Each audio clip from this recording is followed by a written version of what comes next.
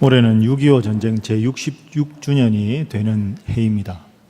그리고 이번 주 토요일이 6월 25일입니다. 그래서 오늘은 6.25 전쟁을 기억하는 그런 주일로 지키고 있습니다. 해마다 이맘때가 되면 우리의 소원은 통일, 꿈에도 소원은 통일, 그런 곡이 자주 우리 귀에 들립니다. 분단의 아픔을 겪고 있는 이 민족의 모든 구성원들을 생각하면 통일의 중요성과 그 가치야 말할 필요도 없습니다. 자, 그렇다면 여러분, 이 대한민국 땅에서 하나님을 믿는 기독교인으로 우리는 이 분단된 현실을 어떻게 이해해야 할까요? 그리고 앞으로 남북 통일에 대한 기독교인으로서의 바람직한 자세는 어떠해야 할까요? 오늘은 이 분단과 통일, 이 주제를 오늘 본문과 연결해서 잠시 생각을 해보겠습니다. 먼저 통일에 대해서 이야기하기 전에 국내 여러 환경을 보면 크게 우리가 평화 통일에 대한 견해가 두 가지로 대별된다고 볼 수가 있습니다. 긍정적 입장이 있고 부정적 입장이 있겠지요.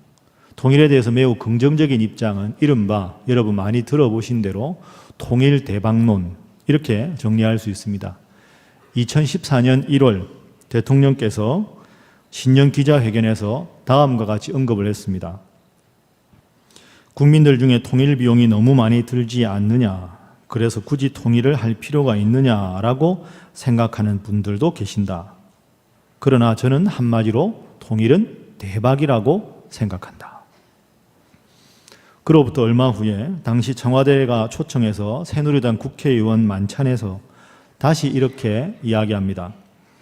남북 통합이 시작되면 전 재산을 한반도에 쏟겠다는 세계적인 투자 전문가도 있다. 한반도의 통일은 우리 경제가 대도약할 수 있는 기회다. 참 희망적인데 여러분, 그로부터 2년이 지난 현실은 안타까운 모습이 있습니다. 상황이 바뀌어서 개성공단 폐쇄라는 전혀 어울릴 것 같지 않은 결과로 우리 앞에 다가왔습니다. 사실 통일 대박론이라는 용어가 매우 경제 중심적인 용어인데 민간의 경제 활성화를 위해서 만든 개성공단이 폐쇄되는 지경에 이르렀다는 것은 남북 문제가 정치, 경제, 사회, 외교 이 모든 문제가 복잡하게 얽혀 있어서 참으로 해결하기 어려운 문제다 하는 점을 우리에게 알려줍니다. 물론 통일 대박론까지 주장했던 정부가 개성공단 철수라는 극단적 조치까지 취할 수밖에 없었던 상황도 이해가 가긴 합니다. 궁극적으로 이 땅에 평화가 정착되기 위해서는 이 땅에 핵이 없어야 되겠지요. 그게 이른바 한반도 비핵화입니다. 한반도 비핵화를 위해서 우리 대한민국은 이 정도 고통까지도 감내하고 있다 하는 것을 인근의 강대국인 미국과 중국에 보여주어야 할 필요가 있었습니다. 그래서 그 의지를 보여주기 위해서 안타깝지만 개성공단 철수까지 벌인 것이라고 해석할 수 있습니다.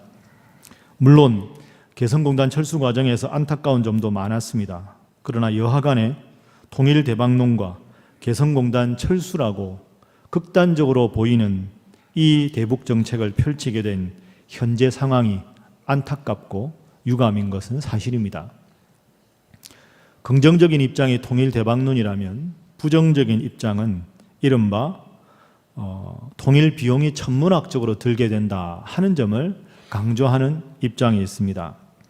가뜩이나 지금 우리나라 경제도 어려운데 앞으로 어려워질 텐데 그 막대한 통일 비용까지 써야 하느냐 하는 입장을 내세우면서 남북의 통일에 대해서 매우 회의적이고 부정적인 견해로 전망하는 사람들입니다.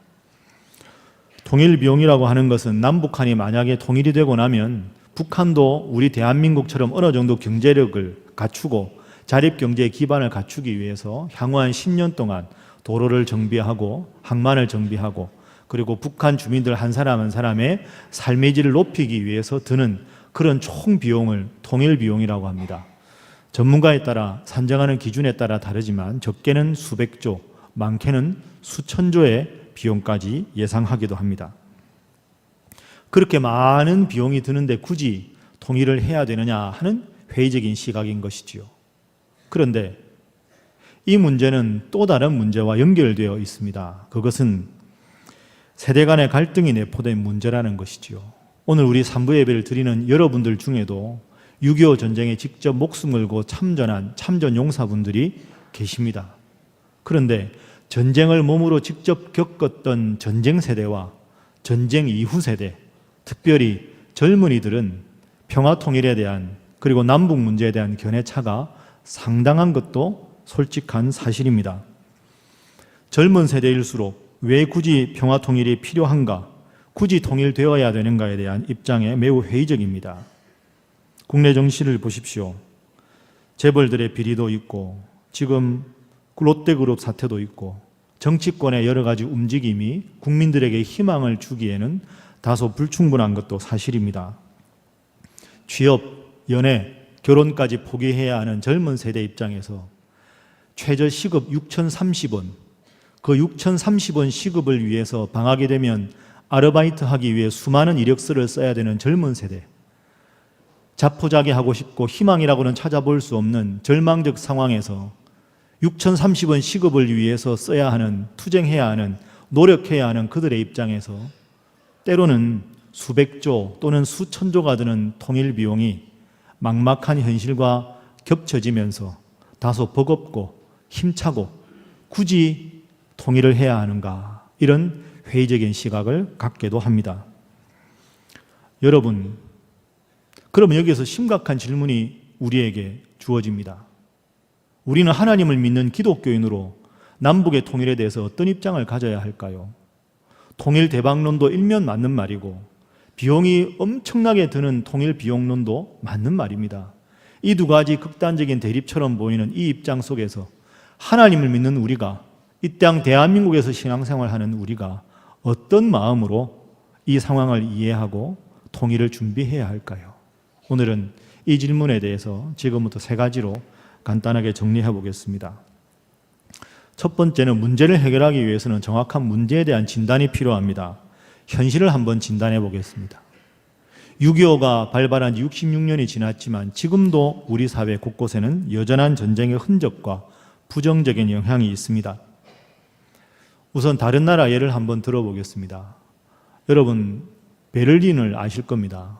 통일 동서독의 수도 아닙니까? 세계적인 도시지요. 그런데 베를린에 관광을 하게 되면 누구나 가게 되는 유명한 관광 명소가 있습니다. 교회입니다. 그 교회 이름은 카이저 빌헬름 교회입니다. 베를린의 최대 번화가인 쿠담 거리 한복판에 그 교회가 있습니다. 그 교회 사진을 잠시 화면으로 보겠습니다. 카이저 빌헬름 교회입니다. 여러분, 저 오른쪽에 옛날 건물이 원래 건물입니다. 카이저 황제를 기념하기 위해 지은 건물이지요. 그런데 저 건물의 꼭대기층 종탑 부분을 자세히 보시면 종탑 부분이 파괴되어 있는 것을 볼 수 있을 겁니다. 종탑 부분이 파괴되어 있습니다. 왜 그럴까요? 1943년 제2차 세계대전 당시에 세계를 대항해서 전쟁을 벌이던 독일에 공습을 해서 그 공습의 폭격에 맞아 저 종탑이 파괴가 되었습니다. 그런데 독일 사람들은 저 파괴된 종탑을 지금도 그대로 수리하지 않고 간직하고 있습니다. 심지어는 외관만 저렇게 파괴된 것이 아니라 그 카이저 빌헬름 교회 내부로 들어가면 스테인드 글라스로 아름답게 장식을 했는데 그 모자이크 장식이 많은 부분이 균열이 가고 금이 가 있습니다. 그러나 그것도 수리하지 않습니다. 그대로 둡니다. 왜 그럴까요? 저는 이것이 독일의 위대한 점 중에 하나라고 생각합니다.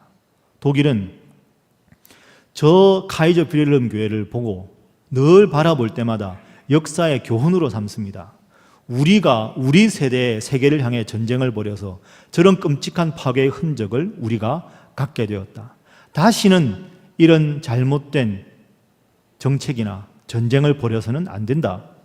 그리고 후손들에게 다소 부끄럽지만 너희들은 독일의 후손으로서 앞으로 이런 끔찍한 파괴와 사륙이 다시 일어나지 않도록 저 카이저 빌헬름 교회를 볼 때마다 그 기억을 다시 한번 상기하고 스스로 다져야 한다. 이것이 독일 사람들의 생각입니다. 독일은 세계 전쟁의 원흉이기도 하지만 또 저런 모습을 보면 역시 선진국은 선진국이다. 그런 느낌을 갖게도 합니다. 그러면 여러분, 우리나라 현실로 돌아와서 생각하겠습니다. 6.25 전쟁이 일어난 지 66년입니다. 길다면 긴 시간이지만 사실 다시 생각을 해보면 그렇게 긴 시간도 아닙니다. 여기 지금 산부 예배를 드리는 여기 성도님들 중에도 6.25 전쟁 당시에 목숨을 걸고 참전한 분들이 이 자리에서 함께 예배를 드리고 있습니다. 그런데 이 깊고 깊은 민족의 상처를 우리는 지금 얼마나 기억하고 있습니까? 6.25 전쟁의 상처와 흔적을 얼마나 우리는 기억하고 있습니까? 특히나 전쟁을 직접 경험한 전쟁 세대와 전후에 태어난 전후 세대, 특히 청년 세대들 간의 전쟁, 민족, 통일 같은 단어를 들어도 전혀 다른 이질감이 있는 모습으로 다가오는 것은 6.25 전쟁이 얼마나 끔찍한 것이었는지, 그 전쟁의 교훈이 지금 우리에게 들려주는 교훈이 무엇인지를 우리 스스로가 잊어버리고 있기 때문이다 하는 생각도 해보게 됩니다. 6.25 전쟁은 비록 66년 전에 일어났지만 그 전쟁의 부정적인 영향은 여전히 지금도 우리 사회 곳곳에 만연되어 있습니다. 예를 몇 가지 들어보겠습니다. 첫 번째는 정신적인 상실감입니다. 함께 사랑하던 가족들의 죽음을 목격해야 했고 어느 날 갑자기 생사가 불분명해진 채로 수십 년 동안 가족의 생사를 알고 싶어 하고 그리워하며 살아가야 하는 실향민들의 그 마음의 상처는 누가 치료해 줄 수 있겠습니까? 두 번째는 사회 구조와 윤리적 기준의 파괴입니다. 전쟁 전에 수십 년 동안 대를 이어서 그렇게 일구어놓은 모든 재산과 모든 지위와 명예가 일시에 무너져 버렸습니다. 그래서 성실하게 살아가야 하고 부지런하게 최선을 다해 살아가야 하는 근거가 그만 없어져 버렸습니다. 희미해져 버렸습니다. 대신에 전쟁통에 약삭빠른 사람들은 전쟁을 이용해서 수단과 방법을 가리지 않고 돈을 모아들이기 시작합니다. 가치관이 뒤범벅이 되기 시작했지요. 거기다 사행심과 도박이 생기고 사치와 방탕이 우리 사람들의 정신세계를 지배하게 되었습니다. 향락주의, 찰나주의, 한탕주의로 온 사회가 몸살을 수십 년 동안 앓게 되었습니다. 세 번째는 경제성장 중심의 부정적인 영향입니다. 62년 경제개발 5개년 계획을 시작하면서 잘 살아보세 훌륭한 교훈이었고 그리고 우리나라를 경제적으로 부흥하게 만들었습니다. 그러나 그와 함께 비례해서 우리의 정신적인 수준도 올라갔어야 하는데 경제지상주의 때문에 정신적 빈곤이 여전히 남아 있습니다. 이른바 돈만 많으면 된다는 배금주의가 팽배하게 되었습니다. 마지막 네 번째가 가장 심각하다고 생각합니다. 어느덧 공동체 의식이 실종되기 시작합니다. 1980년대 신자유주의 그리고 시장만능주의의 바람이 휘몰아치면서 우리 사회 전반으로 경제중심주의가 황금만능주의가 더 확산되었습니다. 이른바 사회 양극화도 더 심각해졌습니다. 그래서 공동체 의식이 실종되고 있습니다. 공동체 의식이 사라지다 보니 이웃의 아픔을 외면하는 일이 많아졌습니다. 특히나 우리의 이웃들 가운데서도 북한 동포들의 아픔과 가난에 무감각해져 버렸습니다. 북녘 동포의 아픔을 싸매어주는 평화통일보다는 통일 비용을 숫자로 세는 것이 먼저 떠오르는 지경에 이르고 말았습니다. 자, 그렇다면 우리 사회에 아직도 여전히 남아있는 전쟁의 상처와 후유증, 경제제일주의가 양산한 이 수많은 문제들 어떻게 하면 해결이 되겠습니까? 이 질문을 가지고 두 번째, 현실적 갈등에 대한 성경의 교훈으로 넘어가겠습니다. 오늘 본문 고린도후서 5장 17절부터 19절에 제일 많이 등장하는 단어가 있습니다. 그 단어는 화목하라 하는 단어입니다. 한번 따라하겠습니다. 화목하라. 화목하라. 먼저 17절 말씀해 보면 하나님을 믿는 우리에게 새로운 피조물이라 이렇게 표현합니다. 그러니까 하나님을 믿지 않는 우리의 삶은 옛사람이고 이제 하나님을 믿어서 우리는 새로운 피조물이 되었다 하는 것이 17절입니다. 그럼 새롭게 된 우리가 이 세상 속에 살아가야 하는 삶의 방식을 한 단어로 설명하는데 그것이 바로 화목입니다. 자, 이 정도를 기억하시고 본문 말씀을 한번 읽어보겠습니다. 우리 17절, 18절 말씀 화면 보면서 함께 읽어봅니다. 시작. 그런즉 누구든지 그리스도 안에 있으면 새로운 피조물이라. 이전 것은 지나갔으니 보라 새 것이 되었도다. 모든 것이 하나님께로서 났으며 그가 그리스도로 말미암아 우리를 자기와 화목하게 하시고 또 우리에게 화목하게 하는 직분을 주셨으니 아멘. 우리에게 화목하게 하는 직분을 주셨다. 그러면 이 말씀 그대로 받아들이면 하나님을 믿는 우리는 이 세상 속에서 모든 사람들과 더불어 화목하고 살아야 합니다. 갈등도 없어야 하고 미움도 없어야 하고 다툼도 없어야 합니다. 여러분, 한 가지 여쭙겠습니다. 마음에 미워하는 분 없으시죠? 대답이 없지 않습니까? 이건 다 있다 이런 뜻이죠. 그렇습니다. 이게 우리의 고민이죠. 화목하라는 말씀을 알고 있는데 세상 모든 사람들과 화목하는 것이 쉽지가 않습니다. 내 의지로 아무리 화목하게 지내고 사랑하고 싶은데 불쑥불쑥 내 마음속에 미움이 싹 트고 막 불편한 마음이 싹 틉니다. 어떻게 하면 화목할 수 있을까요?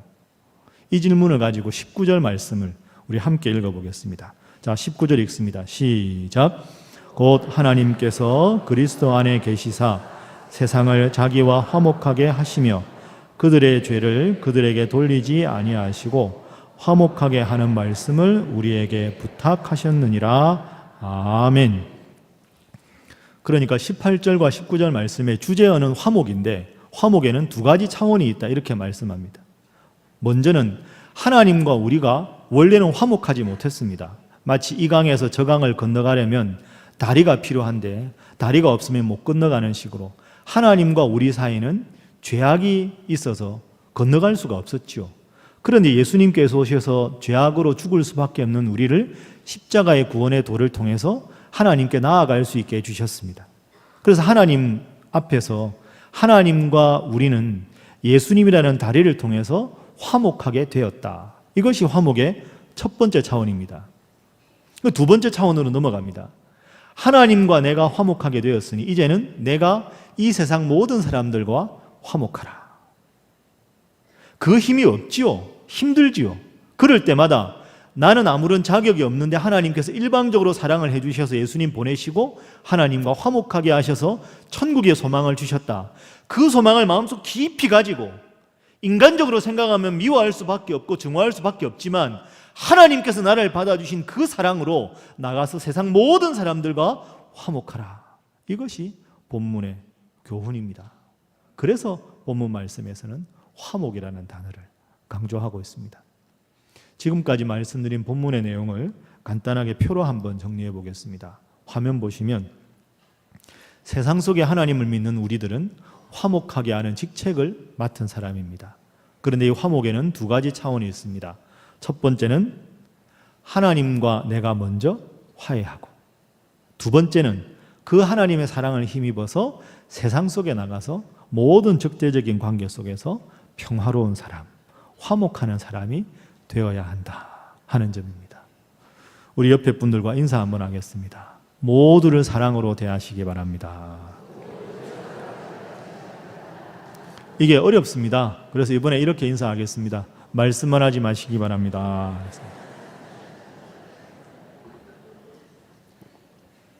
이제 교회에서 미워하고 지나가다 인사 안 받고 다른 데 보고 그러지 마시고 다 형제자매인데 서로 화목하게 지내시면 좋겠습니다. 자, 지금 우리 현실은 6.25 전쟁이 66년 전에 시작해서 3년 만에 끝난 것이 아니라 지금까지 부정적 영향이 여전히 남아있다. 그런데 이런 부정적인 상황 속에서 하나님은 말씀을 통해서 화목하라고 말씀하셨다. 그럼 이제 마지막 세 번째 한번 정리하겠습니다. 이 시대에 화목하라는 말씀을 현실 속에 적용을 하면 어떻게 우리가 삶을 살아가야 하는가? 세 번째 단락입니다. 이 시대의 화목은 평화 통일입니다. 어느 고층 건물 앞에 한 사람이 서 있었습니다. 크고 무거운 짐을 들고 고층 건물 앞에 서 있었습니다. 지나가던 사람이 보니까 그 크고 무거운 짐이 너무 힘들어 보였습니다. 그 사람에게 다가갑니다. 아유, 이 짐이 얼마나 무거우십니까? 제가 이 짐을 함께 들어드리겠습니다. 그 너무 고맙죠. 아이고 고맙습니다. 함께 들어주셔서. 그러니까 함께 들었습니다. 근데 이제 이 사람이 건물 안으로 들어가려고 하는데 자기 혼자 그 무거운 걸 들었을 때는 그래도 몇 발자국 내딛었는데 이 뒤에 사람이 도와주는데 도저히 진도가 안 나가는 겁니다. 더 힘들어요. 그 무슨 일인가 하고 보니까 원래 짐을 들던 사람은 건물을 향해서 가고 싶어 하던 사람이고 도와준다는 사람은 건물 뒤쪽으로 가는 사람입니다. 그러니까 도와주는 게 아니라 반대 방향으로 가니까 한 발자국도 못 되는 거지요. 짐을 든다는 사실은 중요한데 방향이 같아야 하고 마음이 같아야 효과적으로 짐을 옮길 수가 있는 것이지요. 지금 우리나라의 상황을 보십시오. 수많은 통일 전문가와 학자들은 저마다의 논리로 평화 통일을 이야기합니다. 다양성이 때로는 혼란으로 다가오기까지 합니다. 심지어는 역대 정권이 바뀔 때마다 대북 정책의 기조가 바뀌고 있습니다. 북한에 대한 우리 정부의 공식 입장이 무엇인가가 대북 정책의 기조가 바뀌다 보니 우리 모두는 선언적으로 북한을 사랑해야 한다라고만 알지 어떤 방식으로 어떻게 통일되는 것이 가장 이 시대에 적합한 것인가 대한민국 국민으로서 그 부분이 명확하지 않을 때가 많이 있습니다. 자, 여러분, 이것이 우리의 현실입니다. 전쟁 세대와 전후 세대, 대북 정책의 기조, 북한은 우리의 동포라 사랑해야 되지만 또 한편 미사일로 공격하는 북한 위정자들의 모습을 보면 정오와 미움이 들 수밖에 없는 것이 우리의 솔직한 마음입니다. 이런 복잡한 현실 속에서 우리는 앞으로 통일을 위해서 어떻게 해야 할까요?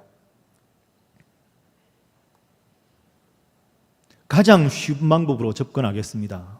성경 말씀은 내 이웃을 내 몸처럼 사랑하라 이렇게 말씀하셨습니다. 오늘 본문 말씀에 내 이웃과 화목하라 말씀하셨습니다. 그렇다면 화목해야 할 가족들 사이의 분단의 장벽 때문에 수십 년을 헤어져 그리워하고 있는 많은 분들이 계십니다. 그분들의 상처를 싸매어주고 가족들이 만날 수 있도록 기도하고 방법을 취하는 것, 그것이 바로 기독교인이 당연히 노력하고 마땅히 행해야 할 바입니다. 게다가 북한의 소수 집권자들은 끊임없이 대한민국과 국제사회를 적대시하고 있습니다. 미움과 갈등, 증오와 파괴를 교육시킵니다. 더군다나 자라나는 북한의 어린이들을 계속해서 세뇌교육을 시키고 있습니다.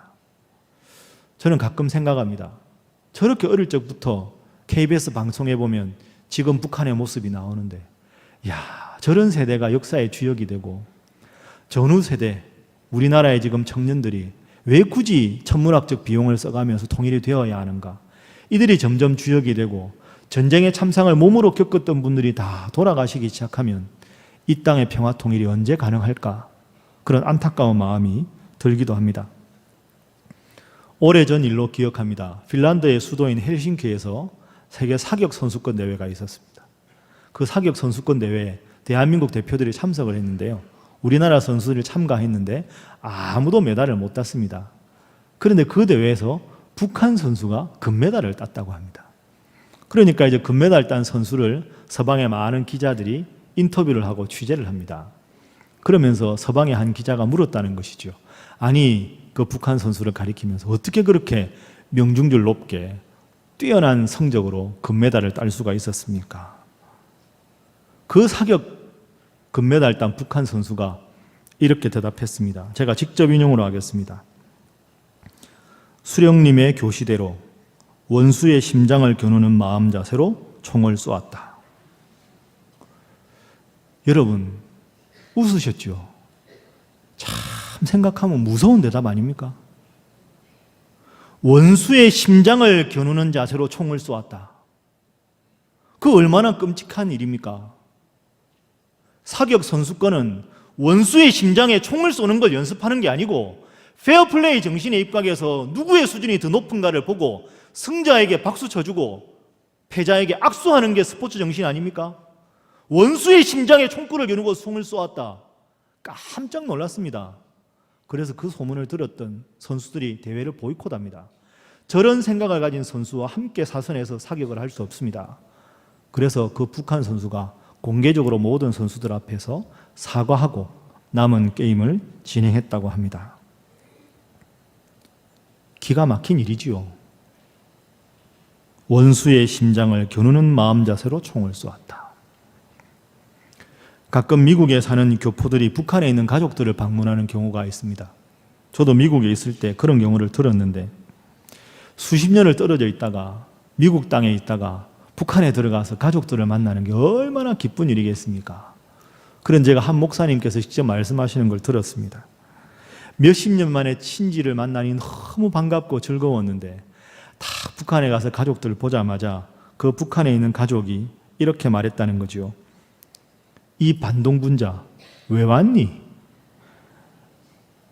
여러분 가만히 생각해 보십시오.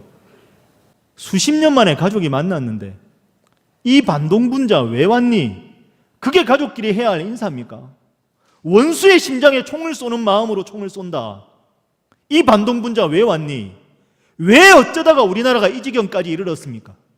남한과 북한이 이런 적대적 감정으로 어떻게 앞으로 한국의 미래가, 북한의 미래가, 우리 한반도 미래가 밝아질 수가 있겠습니까? 여러분, 이런 세대들이 점점 주역이 되어가는 현실이라면, 그리고 이 땅에서도 평화통일을 기원하는 분들의 숫자가 점점 줄어든다고 하면 앞으로 평화통일의 길은 더더욱 멀어지지 않겠습니까? 앞서 말씀드린 통일 대박론이든 통일에 대한 부정적인 입장이든 두 입장에 공통점이 있습니다. 그것은 경제적인 접근이라는 점입니다. 성경적 관점과는 다소 다릅니다. 통일 대박론과 통일 비용론은 공통적으로 통일의 결과에 대한 예상치만 생각할 뿐, 왜 남과 북이 하나가 되어야 되는지 동기나 의미에 대해서는 다소 소홀하다고 생각합니다.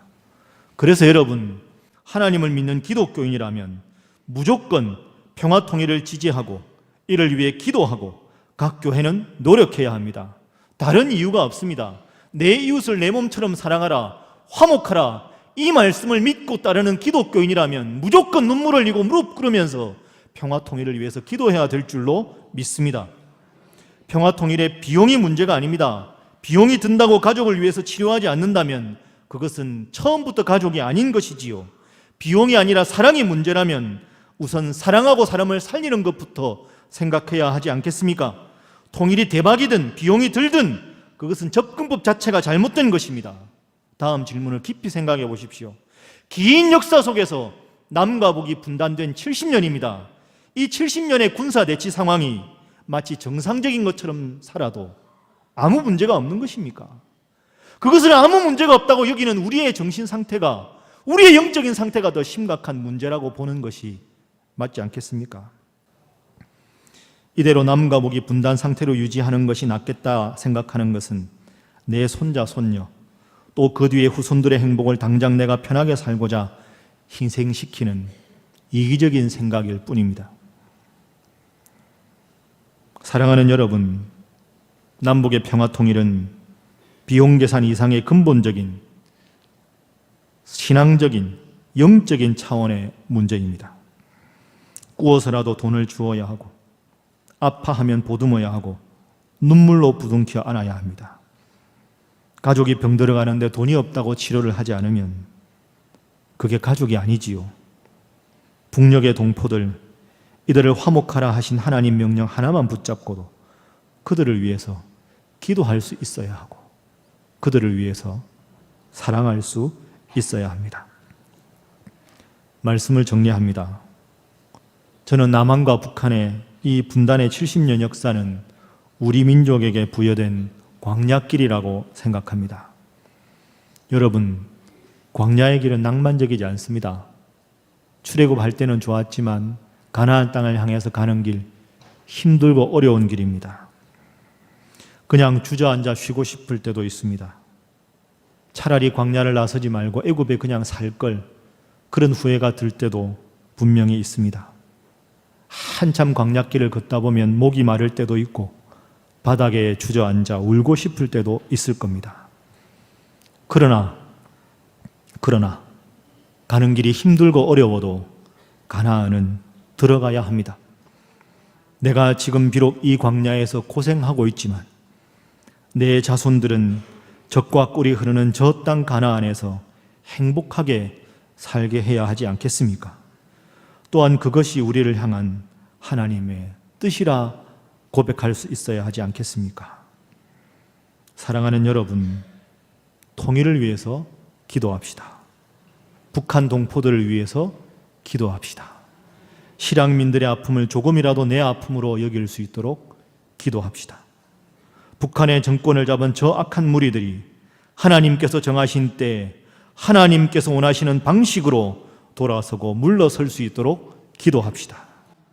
평화 통일을 위해 기도하는 것, 이것이야말로 오늘 이 순간에 하나님을 믿는 대한민국의 백성으로서 마땅히 해야 할 바인 줄로 믿습니다. 기도하겠습니다. 사랑의 하나님, 6.25 전쟁을 다시 한번 기억합니다. 전쟁으로 가족을 잃고 친구를 잃고 평생 동안 고향 땅을 그리워하며 살아가는 당신의 백성들이 지금 이 자리에 앉아 있습니다. 주님, 그들을 위로하여 주옵소서. 저 북녘 땅에 신음하는 동포들의 눈물과 아픔을 깊이 느끼도록 하여 주옵소서. 전쟁 준비와 자신들의 세력 유지에만 혈안이 되어 있는 북한의 지도층들로 하여금 하나님이 두려운 분이심을, 하나님께서 이 역사를 주관하는 분임을 느끼게 하여 주옵소서. 하나님, 이 땅의 전쟁과 냉전이 그치게 해 주옵소서. 온전한 주님의 평화, 샬롬이 임하는 이 땅 한반도가 되게 하여 주옵소서. 화목하라 말씀하신 주님의 말씀이 주님의 뜻이 하늘에서 이룬 것처럼 이 땅에서도 이루어지게 하여 주옵소서. 예수님의 이름으로 기도하옵나이다. 아멘.